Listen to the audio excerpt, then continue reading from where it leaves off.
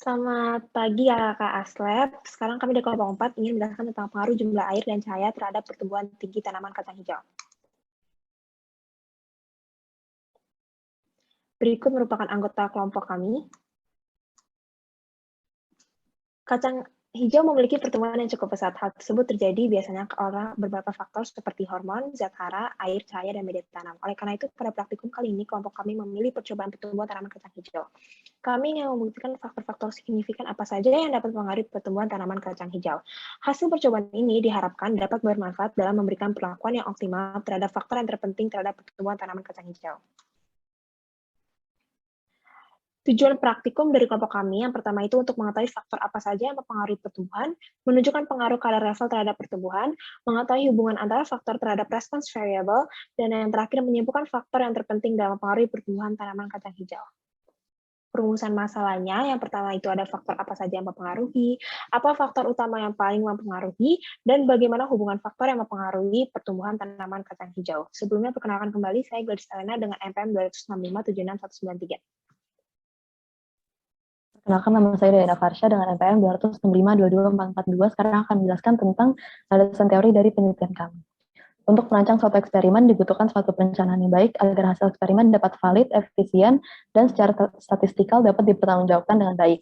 Salah satu konsep kajian yang sangat banyak digunakan dan dikembangkan di dalam eksperimen adalah design of eksperimen atau DOE. DOE digunakan untuk mengetahui hubungan sebab akibat antara output dan faktor-faktor yang mempengaruhinya. Next.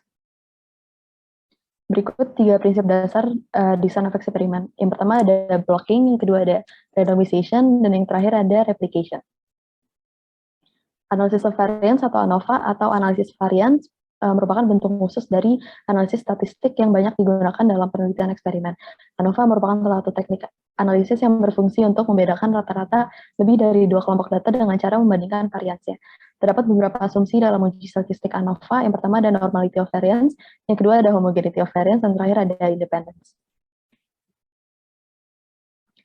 Selanjutnya, factorial design. Factorial design adalah suatu perancangan atau desain eksperimen yang mengkombinasikan seluruh level dari sebuah faktor dengan level dari faktor-faktor lainnya untuk menyelidiki efek beberapa faktor yang berlainan secara bersamaan, di mana percobaan dapat dilakukan dengan pengulangan atau replikasi untuk meminimalisir terjadinya error.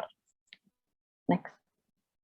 Kacang hijau. Kacang hijau memiliki nama latin yaitu Vigna radiata yang merupakan sejenis palawija.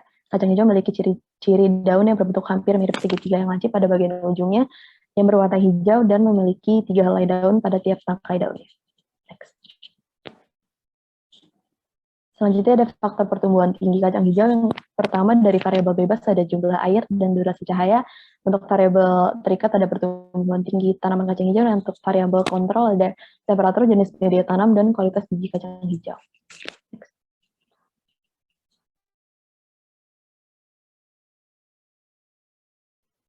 Selamat kembali, Satria Langga dengan NPM 265 1453. Berikut adalah pengumpulan dan pengolahan data dari eksperimen ini. Pada perencanaan percobaan, berikut adalah alat dan bahan yang digunakan pada praktikum. Next. Berikut merupakan prosedur dari percobaan. Step 1, mengidentifikasi masalah. Step 2, menyiapkan bahan. Step 3, melakukan eksperimen. Step 4, mengumpulkan data. Step 5, melakukan analisis. Step 6, menyimpulkan hasil. Tipe data yang diambil merupakan data numerik yang bersifat kontinu. Data pengumpulan data dilakukan secara data primer. Data yang dikumpulkan secara tipenya merupakan data kuantitatif. Metode pengumpulan data menggunakan metode observasi dengan cara mengukur tinggi tanaman dari tiap wadah gelas plastik yang telah ditanam selama 7 hari, lalu mencatat dan memasukkan data tersebut ke software Minitab 18. Berikut adalah faktorial desain digunakan 2 faktor dan 2 level, yaitu faktor 2 kali 2, durasi terpapar cahaya, yang pertama 0 jam per hari, yang kedua 24 jam per hari. Volume air yang pertama 5 mm per hari, yang kedua 25 mm per hari, dilakukan replikasi sebanyak 3 kali. Respons variabel merupakan volume tinggi dari kacang hijau.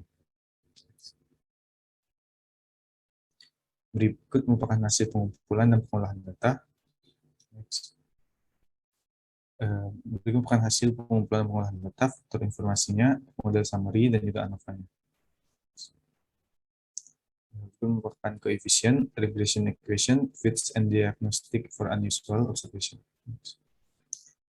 Berikut merupakan analisis dari percobaan DOE yang dilakukan. Model dimensi checking, variance normality of residual. Menggunakan uji normalitas Kolmogorov-Smirnov dilakukan untuk mengetahui sebaran data, apakah data tersebut berdistribusi secara normal atau tidak. Hipotesis yang diuji H0, data berdistribusi normal, diambil dari populasi normal, H1, data tidak berdistribusi normal. Dengan taraf signifikansi sebesar 0,05, p-value kurang dari 0,05, H0 ditolak, jika lebih dari 0,05, maka H0 tidak ditolak. Berikut merupakan normal probability plot. Data yang digunakan terdistribusi secara normal karena di titik-titik ada membentuk garis atau mengikuti garis regresi. Ini uji Kolmogorov-Smirnov, p-value lebih dari p-value 0,085 sehingga lebih dari 0,05, maka H0 tidak ditolak. Data berdistribusi secara normal memenuhi asumsi normality of variance. Berdasarkan grafik histogram membentuk bell shape yang terdistribusi di sekitar 0 pada sumber X. Terdistribusi secara normal, namun terdapat outlier pada data residual. Berikut versus order of data, grafik tidak membentuk pola atau tren tertentu, residual tidak berkorelasi satu sama lain atau bersifat independen, memenuhi asumsi independent of variance. Berikut merupakan versus fit, titik-titik menyebar secara acak, dampak tidak membentuk pola atau tren tertentu. Residual memiliki varian yang konstan, bersifat homogen, memenuhi asumsi homogeneity of variance. Itu merupakan model checking untuk variance dari homogenitas dari residual, digunakan uji homogenetas Levin untuk mengetahui homogenitas dari variance. Untuk prosesnya adalah H0 data yang homogen, H1 data yang tidak homogen, dengan taraf signifikasi 0,05. Jika p-value di bawah 0,05, H0 ditolak. Jika p-value di atas 0,05, H0 tidak ditolak. Sebelumnya peralihan kembali, remote loosely, MPM 0,0653364. Berikut merupakan hasilnya. Pertama, dari tesnya dilihat bahwa kedua p-value dari multiple comparison dan Levin test memiliki p-value di atas 0,05. Dengan begitu, variance yang didapatkan memiliki data yang homogen. Misalkan ada plot multiple comparison interval perbandingan saling tumpang tindih atau overlap. Dengan begitu, dapat dibilang perbedaan variasi antara kelompok data tidak signifikan atau data homogen. Boleh next. Selanjutnya merupakan Pareto chart. Dari Pareto sini terdapat standardized effect sebesar 0,447. Dari sini dapat dilihat bahwa faktor durasi cahaya berpengaruh dan memiliki pengaruh paling signifikan karena sudah melewati standardized effect. Sedangkan faktor jumlah air dan faktor interaksi jumlah air dan durasi cahaya memberikan pengaruh yang kecil, bahkan pengaruh yang tidak berpengaruh dalam praktikum ini karena di bawah standardized effect. Sehingga merupakan main effect plot. Dari sini dapat dilihat bahwa durasi cahaya memberikan pengaruh yang lebih besar daripada jumlah air karena dari grafiknya jarak garisnya lebih panjang dan jarak pada titik tengah lebih jauh. Oke, next.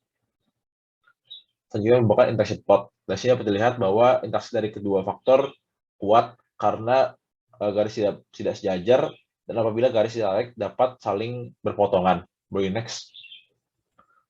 Selanjutnya merupakan ANOVA untuk menguji keterkaitan antara main effect dan interaction effect. Untuk H0 faktor tidak berpengaruh, untuk H1 faktor berpengaruh. Dengan p-value sebesar 0,104, dengan begitu p-value di atas 0,05, maka H0 diterima atau faktor tidak berpengaruh. Boleh next. Saya membuat kesimpulan.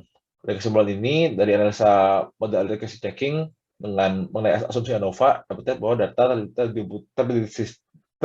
terdistribusi normal dengan variannya yaitu bersifat homogen dan data bersifat independen.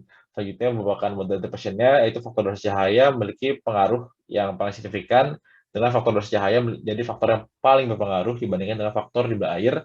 Dengan interaksi kedua faktor memiliki interaksi yang kuat. Tapi berdasarkan p-value analisis ANOVA, interaksi antara kedua faktor tidak memberikan pengaruh yang signifikan. Boleh next.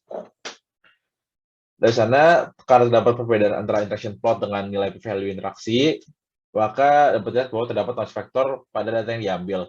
Dengan begitu, apabila eksperimen diulang, dapat didapatkan interaction plot yang berbeda, ataupun bahkan tidak berpotongan sama sekali. Boleh next. Berikut merupakan referensinya. Boleh next. Berikut merupakan dokumentasi percobaan. Boleh next. Oke. Terima kasih telah mendengarkan presentasi kami.